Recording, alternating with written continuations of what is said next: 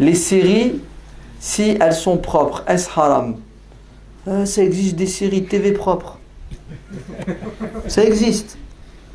Non, je crois que ça n'existe plus. Hein. Et même si ça existait, vous avez du temps à perdre. Je vous l'ai dit tout à l'heure. Le musulman ne perd pas son temps à dire n'importe quoi. Son temps, c'est sa vie. Il l'occupe à faire le maximum de bien. Et si tu t'ennuies, tu n'as rien à faire, va dormir. Au moins en dormant, tu ne fais pas de péché. Et je me demande comment vous faites pour avoir du temps pour regarder des séries télévisées turques, indies. C'est ça la mode, hein? C'est ça? Comment vous faites? Comment vous faites pour regarder? Là, je vais déconner, là. Des matchs de foot pendant 2 heures. Ah, quand même. Voilà. Je le savais que je déconnais. Ah là là. Excuse-moi, Adam, excuse-moi. Ouais. Ah ouais. Surtout la Coupe du Monde féminine. Hein, Adam? Ouais.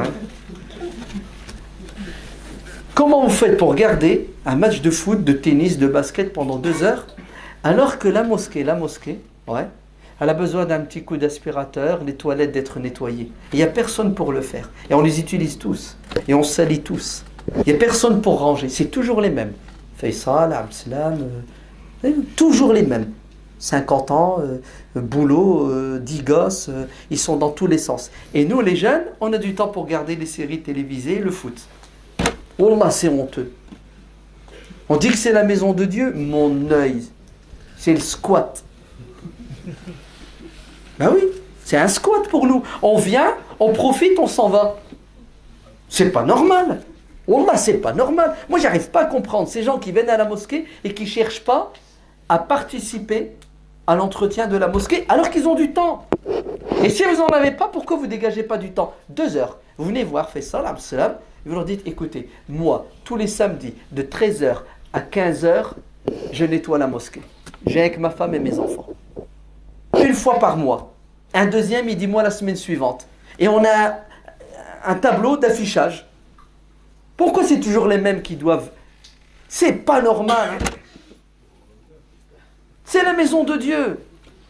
Wallah, écoutez bien, lorsque Dieu aime quelqu'un, il l'utilise pour sa religion. Vous devez flipper. Si vous n'êtes pas engagé, vous ne donnez pas de votre temps pour la religion, c'est que Dieu ne vous aime pas. Vous avez compris ce que je viens de dire? Non, je recommence, vous n'avez pas compris. Lorsque Dieu aime quelqu'un, il l'embauche pour être au service de sa maison. Vous connaissez l'histoire de cette femme? Vous ne la connaissez pas, elle est dans le Bukhari. Adam, tu la connais? Non. Tu la connais pas? Malheureusement, non. Oh, c'est une bonne histoire. Elle est magnifique, Adam. Je laisse la raconter. Mais je ne la raconte pas pour la raconter. Je la raconte pour que vous l'entendiez, vous la compreniez et vous la prenez comme exemple. Les compagnons, il faut les prendre comme exemple. C'était une femme. Tu sais ce qu'elle faisait dans la mosquée? Elle passait l'aspirateur au temps du prophète. Elle ramassait les poussières, elle ramassait tout ce qui n'a pas lieu d'être à la mosquée. Comme nous aujourd'hui, on le fait avec l'aspirateur. Dans la mosquée. Tout le monde la savait, tout le monde la voyait. C'est une femme.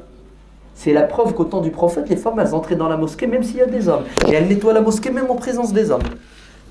Allez, dites-moi le contraire maintenant. Allez, sortez-moi vos explications, dormir debout. Les femmes, il faut les enfermer dans un coin de la mosquée, il ne faut pas les regarder, Mais tout ça, c'est contraire à la sunna du prophète. Les femmes au temps du prophète, elles étaient dans la mosquée avec les hommes, elles étaient derrière. Et quand il y avait du boulot, elles nettoyaient la mosquée et les hommes voyaient, entendaient. Et alors? T'es bien habillé, elle est bien habillée, on craint Dieu, c'est pas un problème. On se met des bâtons là où il ne faut pas. Un jour, le prophète, alayhi salam, il dit, mais elle est où? Je ne l'ai pas vue. On dit, prophète, elle est morte. Il a remarqué son absence. Il dit, pourquoi vous ne me l'avez pas dit? Pour que je prie sur elle. Prophète, elle est morte la nuit, on l'a enterrée la nuit, on ne voulait pas te réveiller, te déranger. Il a dit, allez, emmenez-moi au cimetière, montrez-moi sa tombe où elle est. Prophète, elle est là. Et le prophète va prier pour elle. Et vous savez ce qu'il va dire une fois qu'il a prié? Il a dit, Wallah, Dieu vient de me la faire voir. Elle est au paradis en train de ramasser des perles dans son château. Parce que sur terre, elle ramassait. Elle est belle ou elle est pas belle l'histoire, Adam? Vous avez vu comment elle a gagné son paradis? Elle passe l'aspirateur. Elle nettoie les toilettes de la mosquée. Après avoir mangé, elle ramasse. Vous allez voir tout à l'heure, on va manger. Avant le fête. Dès qu'on se mange, on va tous se barrer. Qui c'est qui va ramasser les gobelets? Qui c'est qui va ramasser? Les mêmes.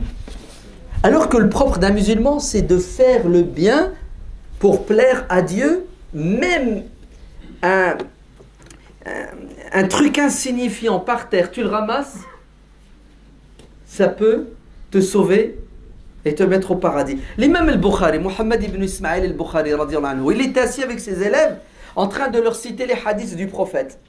Et regardez ce qu'il va faire al-Bukhari. Il est assis et à un moment donné, il voit, je sais pas, un bout de papier par terre. Vous savez ce qu'il fait?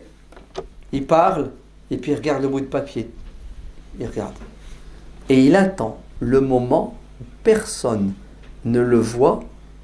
Et boum, il ramasse le bout de papier à toute vitesse en cachette et il le met dans sa poche. Il y a quelqu'un qui l'a vu, la preuve, il nous a raconté l'histoire. Vous savez pourquoi? Parce qu'il y a un Bukhari. Il a un chapitre dans son Sahih où celui qui ramasse les choses dans la mosquée fait une hasanat. Celui qui jette, il fait un péché. Donc il a mis en pratique sa science. Mais comme il veut être sincère et pas crâner, se montrer devant Dieu, il a tout fait pour faire en cachette, sans que personne ne le sache, pour être le plus sincère avec Dieu. C'est beau, c'est pas beau, franchement. Billahi alaykoum. C'est puissant, hein.